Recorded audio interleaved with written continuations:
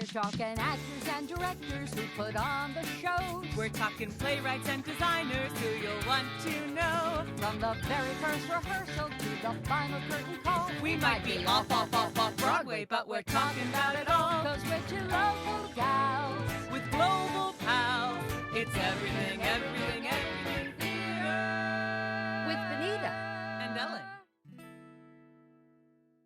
Hello, everybody, and welcome to the Everything Theater Podcast Backstage episode. I'm Ellen Cribbs. And I'm Benita Zahn. And how great is it to be with everybody? The summer flew by. Oh my goodness, we both were so busy. I had a show, you had a very long, successful run of a show, and you just finished. You're hot off the presses.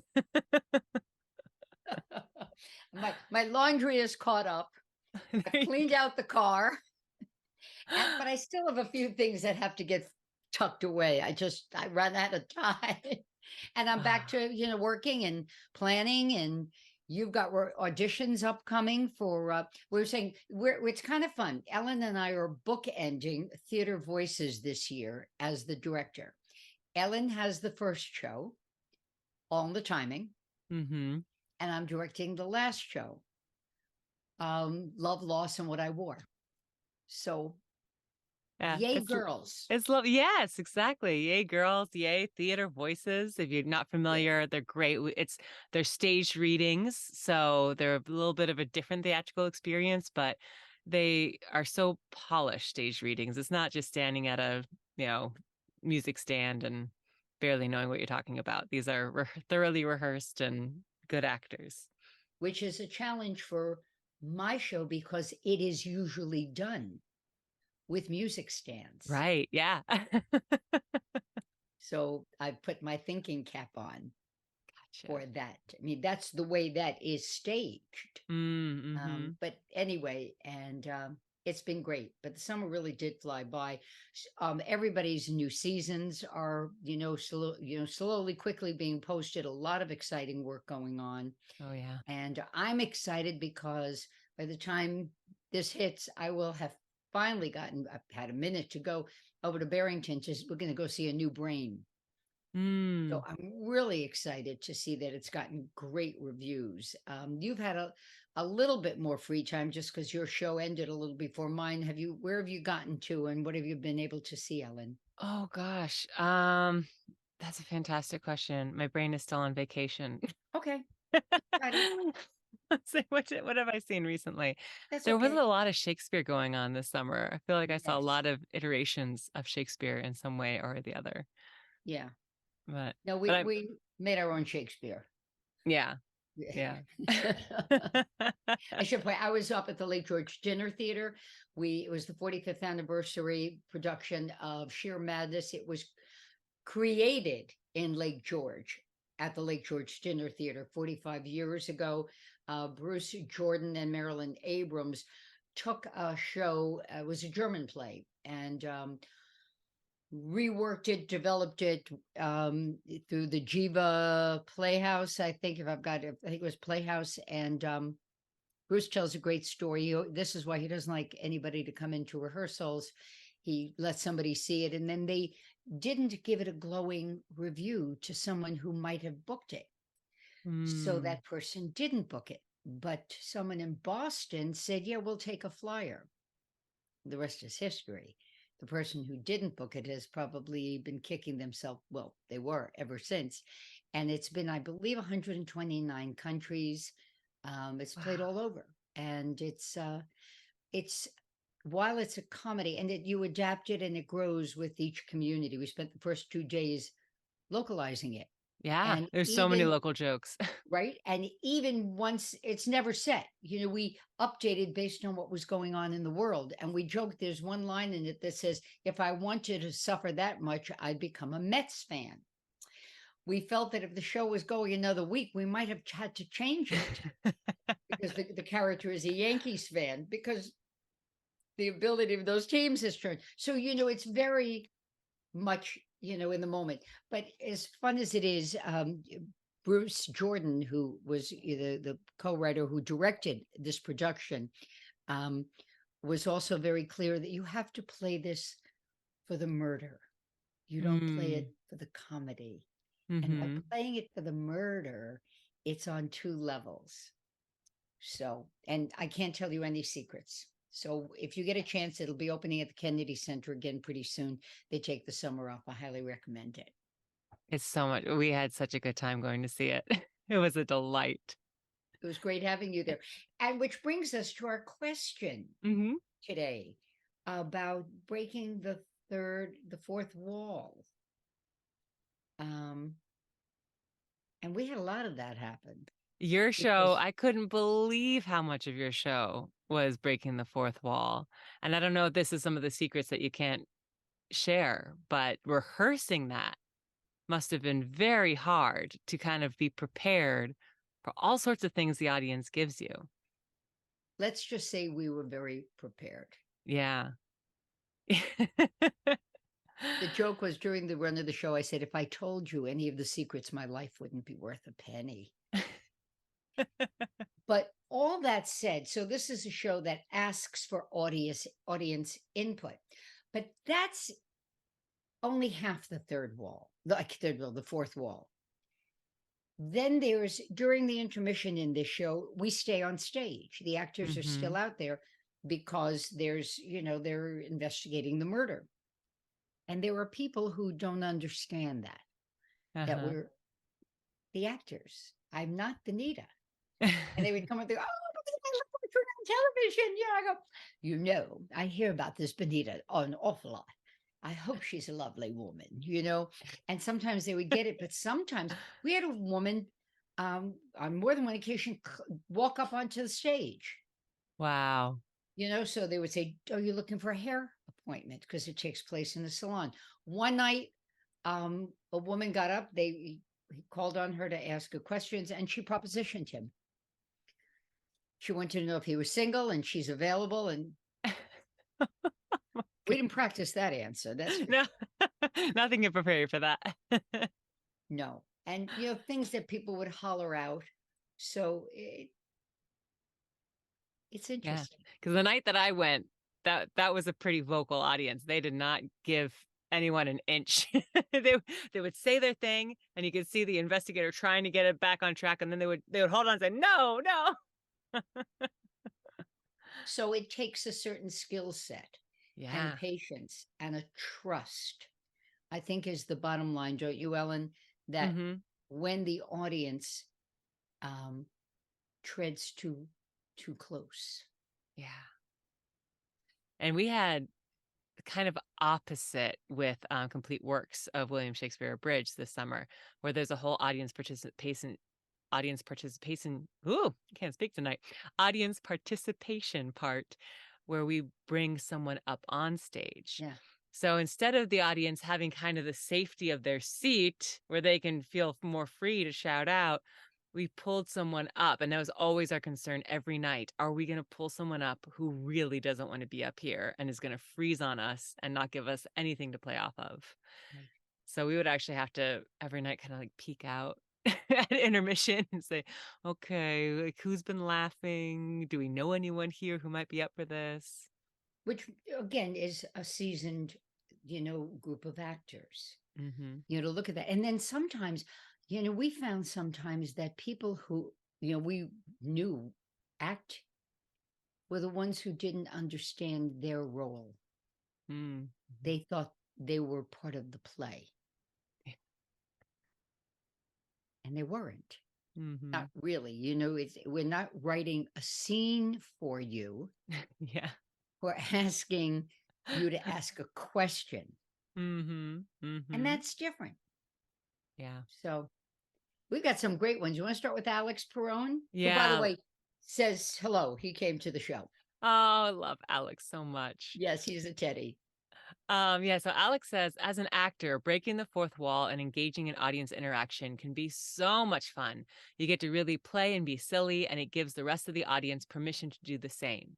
But oftentimes, as an audience member, I absolutely dread it. I feel like if I'm being acted at, I feel like I'm being acted at or something. I once went to an installation where actors were placed throughout a park, and as I walked around, the actors would ask if we'd like them to perform a Shakespeare monologue, right there, person to person. It was awful. It felt invasive and awkward, and I felt compelled to interact when really it's not necessarily my job as an audience member to do that.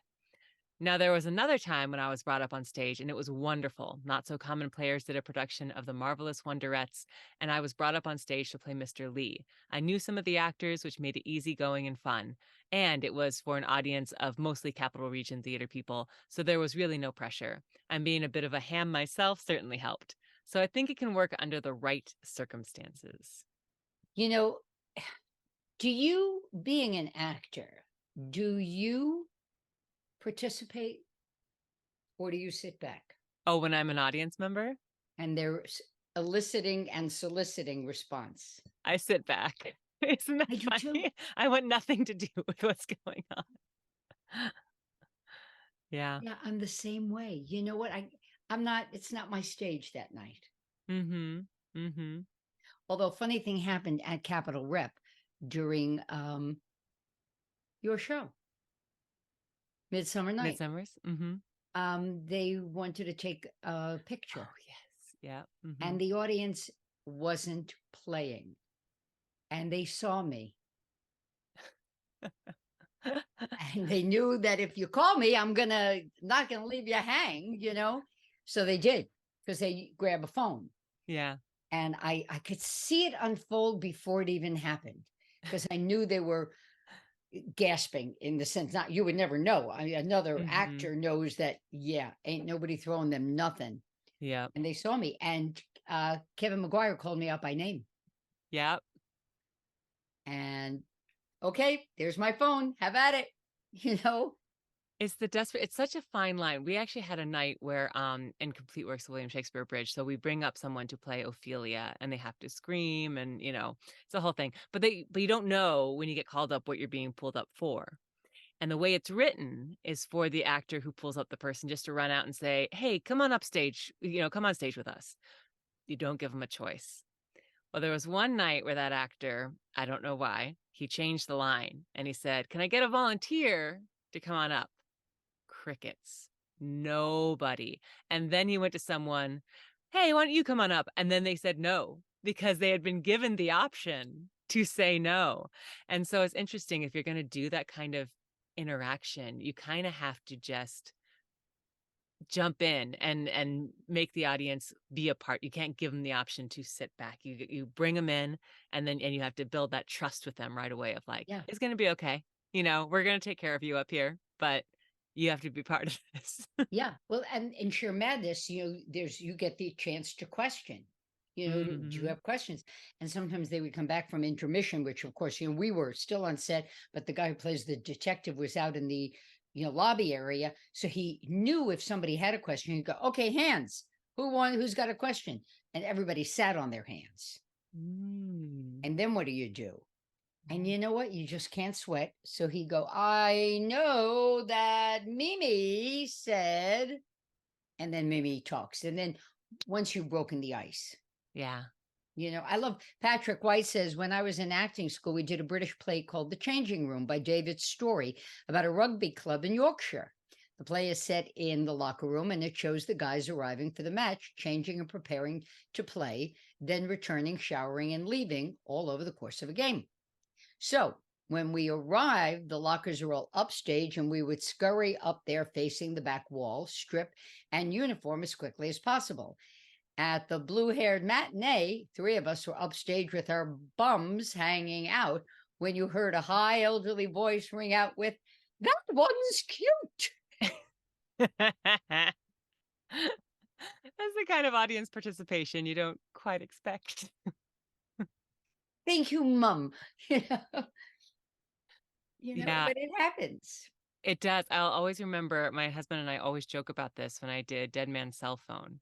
There's a moment where my character Jean has this very philosophical speech about how the more we're connected via technology, the more we're actually disconnected, and it was beautifully written. I didn't quote it exactly right, but I say this statement, and this lady in the back, full volume, goes, "That is a very profound statement."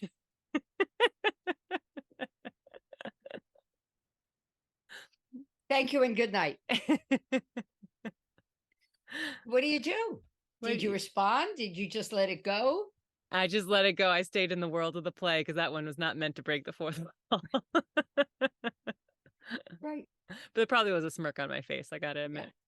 That you see, right, when you're entitled. So in Sheer, I played the socialite, and there is a line, I can't think if you're shouting at me. And I pulled it out one night. The audience was raucous, Mm. and they were all like, ooh. And another night, a kid pointed to me, because I mean it's a young audience, and I dressed older, and they went, yeah, the old lady over there. And I looked and I said, and that's why Adam and I have Pekingese, which is one of the responses. And there's a beat pause and everybody laughs. That's but amazing. So that kind of interaction is planned. Yeah. It's Lita says Will Kemp's players thrives on audience interaction. It's essential for many of Shakespeare's works. Lines such as friends, Romans, countrymen show us he's talking to the audience and bringing them into the player's world.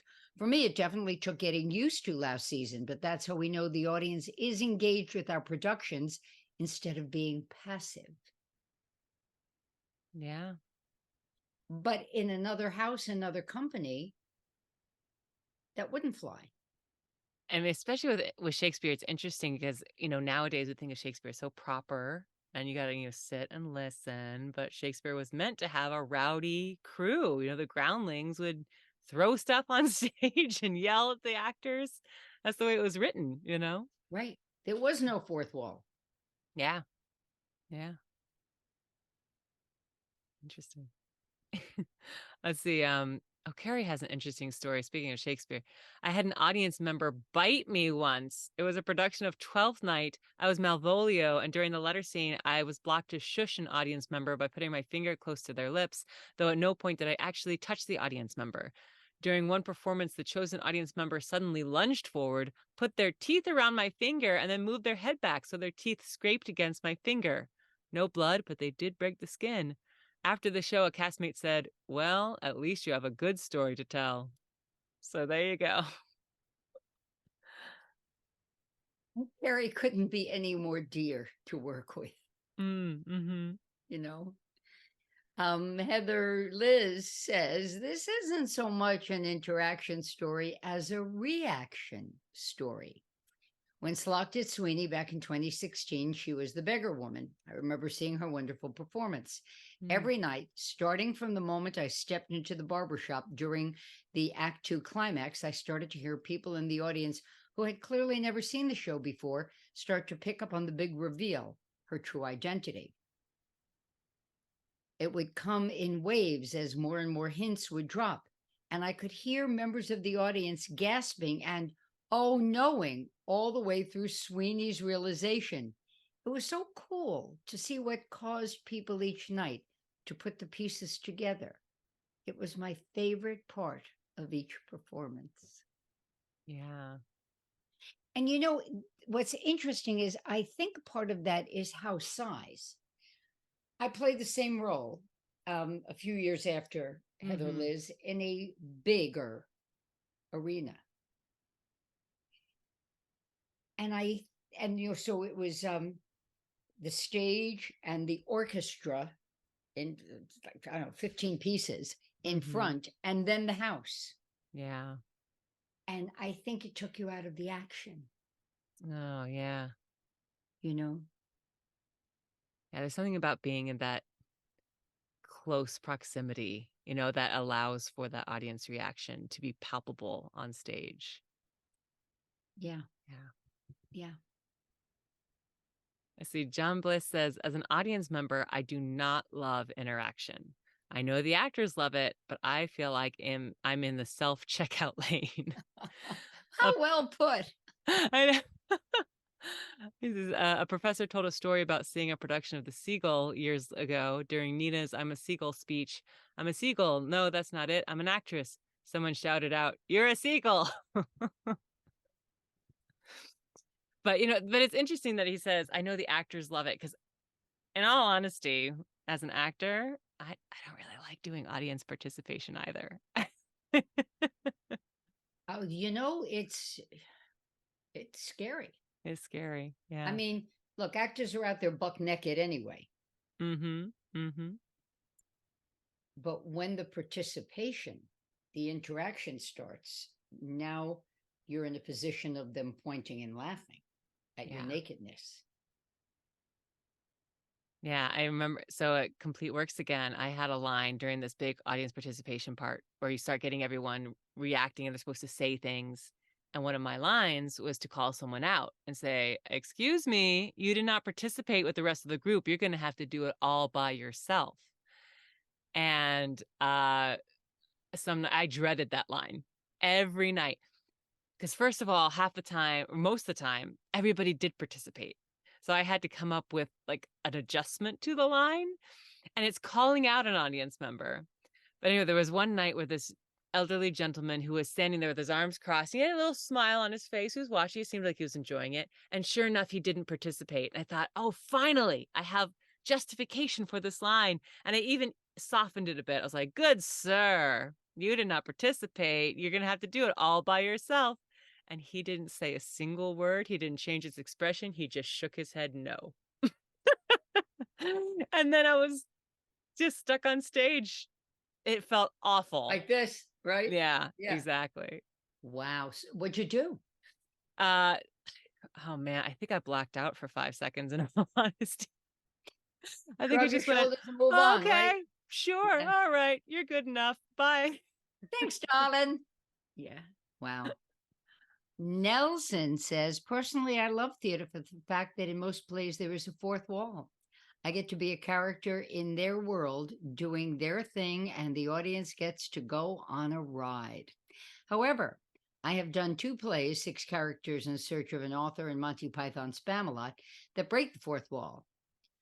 Well, 6 characters only pretends to break the fourth wall. In both productions, we had a performance where the audience was interesting.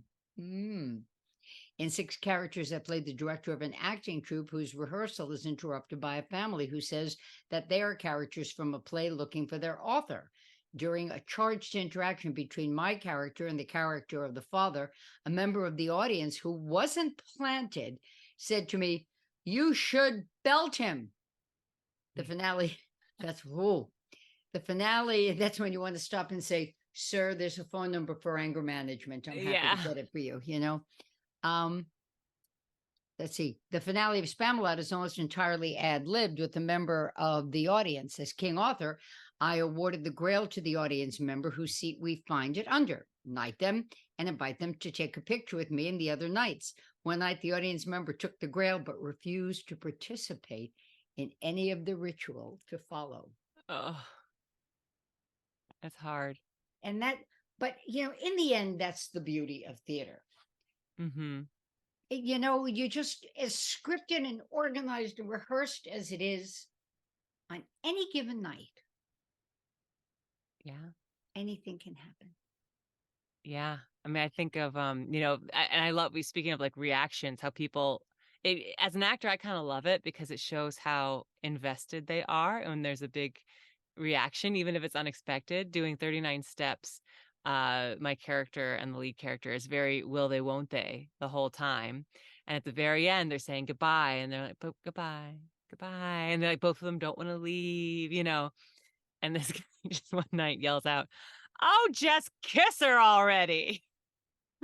And that was a moment where I thought, we did it. We did our job. Right. That's great.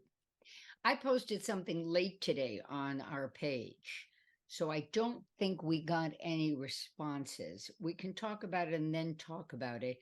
I was out for a run this afternoon.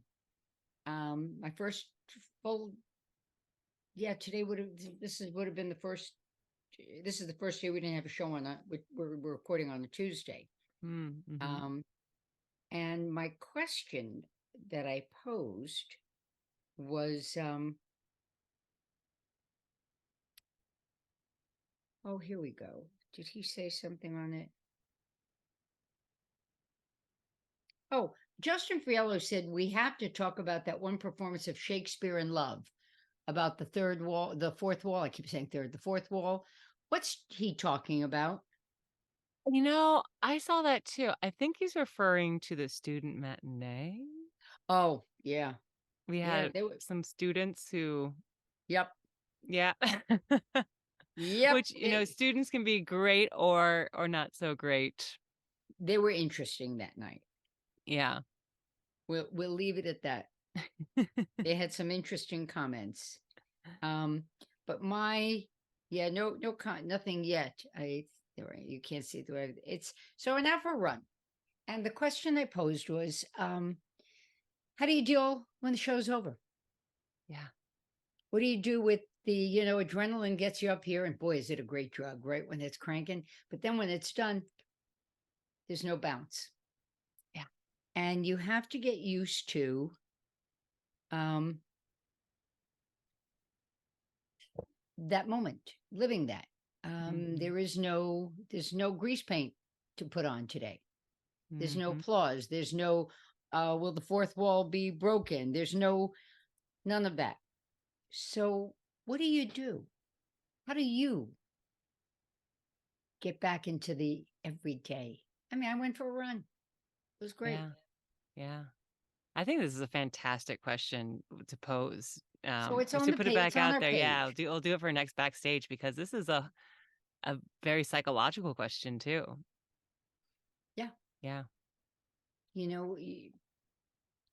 Especially given what we just talked about. You've been in a show, and every time you're out on stage, you had to engage with an audience member.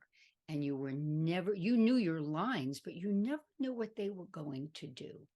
It's both thrilling and fear producing. Mm-hmm. And sure, you go home and you got the kids, but when you're on stage, you're always a little bit apart. Yeah. From your everyday. Mm-hmm. Would you agree? Yeah, absolutely. Yeah, we'll definitely talk about it. I have many different feelings about it. So your auditions are? Auditions are the 5th and 6th of September, right after Labor Day, for On the Timing. It's a hoot of a play. If you're not familiar with it, it's David Ives. It's 6 short pieces that are very witty, lots of wordplay, a bit abstract, but in the most beautiful comedic way. And you could cast all sorts of different ways, but I'm casting 3 men, 2 women to kind of play different, and that's what's kind of nice. I can be flexible with casting when people show up. I can say, oh, I think this actor will fit in this one and this one, and then I'll use this actor in this one and this one. You So definitely need 2 women. yeah. Mm-hmm. Are you doing I call it Bing. You got the real Sure name for it. Thing. Sure Thing. You doing Yeah. Sure Thing? Yeah. The Monkees? Yeah, Sure Thing. Words, Words, Words is the Monkees. The Universal Language, which is the made-up language. Right. Variations on the Death of Trotsky, which Benita said she did. It's such a fun one. The Philadelphia, which is maybe my personal favorite. And then I'm stealing one that's not one of the original 6. There was more released later, and it's called Mere Mortals, and that one cracks me up. So we're putting Mere Mortals in the mix. Yeah, I love the show. I can't wait to see your production. Thanks. So listen, everybody, check out our page, answer our questions. It's not breaking the fourth wall, it's being engaged. And, this is, we're starting our second 100 shows. Yeah. So more and more, we got a lot of ideas. Uh-huh. Because it's everything theater. That's right. You never stop figuring out what to talk about. No. It's always a delight, Ellen. You All best, too. Ellen's teaching at UAlbany. Lucky students to have you as a teacher. Oh, thank you so much. And I think that's a wrap for us. What do you think? I think so. Yeah. Check us out next time. This has been wonderful. I'm Ellen Cribbs. And I'm Benita Zahn. Take care. Have fun.